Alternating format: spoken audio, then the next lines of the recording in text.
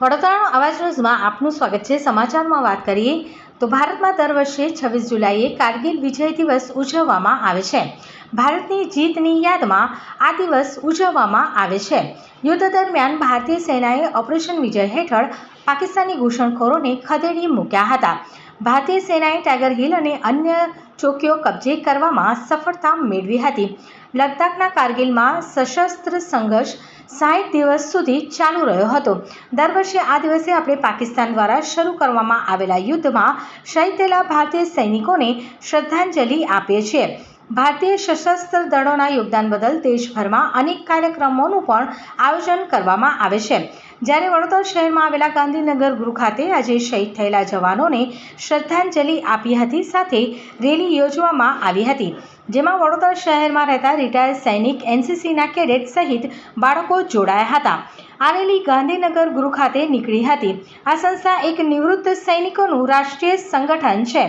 દર વર્ષે 26 જુલાઈના રોજ કારગિલ વિજય દિવસની ઉજવણી સંગઠન દ્વારા કરવામાં આવે છે। કારગિલના યુદ્ધમાં આપણી એક મોટી જીત થઈ હતી, પરંતુ બીજી બાજુ આ લડાઈમાં ખૂબ મોટી સંખ્યામાં આપણા વીર જવાનો શહીદ થયા હતા। તેમની યાદમાં સંગઠન દ્વારા વિવિધ કાર્યક્રમોનું આયોજન કરવામાં આવે છે। જ્યારે ચાલુ વર્ષે 28 જુલાઈના રોજ સવારે 10 કલાકે શહીદ જવાનોને શ્રદ્ધાંજલિ અર્પણ કરી અને રેલી યોજવામાં આવી હતી। કયા ઉપલક્ષમાં નીકળી છે? કેટલા લોકો જોડાયા છે? શું ઉદ્દેશ છે?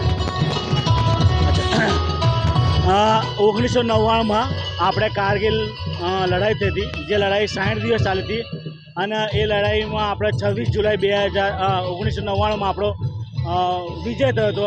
આપણા દુશ્મનોના એના ઘર મતલબ શું કહેવાય, એને આપણા હરા હતા, અને એ એટલી ઊંચું પોસ્ટ ઉપર હતા કે જેની સાથે લડવું બહુ મુશ્કેલ હતું। તો બી આપણા 2 લાખ જવાનોએ એ લડાઈમાં ભાગ લીધો હતો। એમાં 527 જેવા જવાનો આપણા શહીદ થઈ ગયા હતા, અને 1000થી વધારે જવાનો આપણા ઘાયલ થઈ ગયા હતા। અને આપણા જવાનોની હિંમત, બહાદુરી, હોંસલા, એમની પરાક્રમની ગાથા આપણે જેટલી ગાઈએ એટલી ગાથાની ઓછી પડે એવી છે।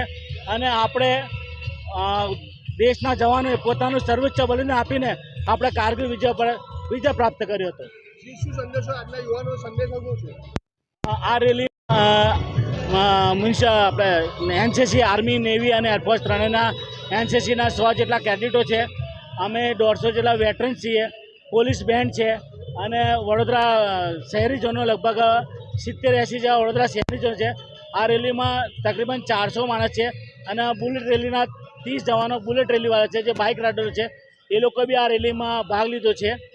અને આ રેલીનો અમે જે વિચાર્યું હતું એના કરતાં પણ ઘણું સારું અમને પ્રોત્સાહન મળ્યું છે।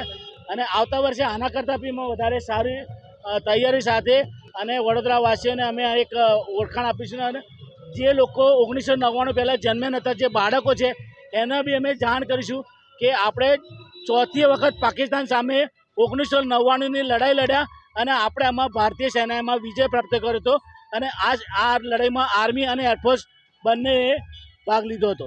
આ રેલી ક્યાંથી ચાલુ થઈ?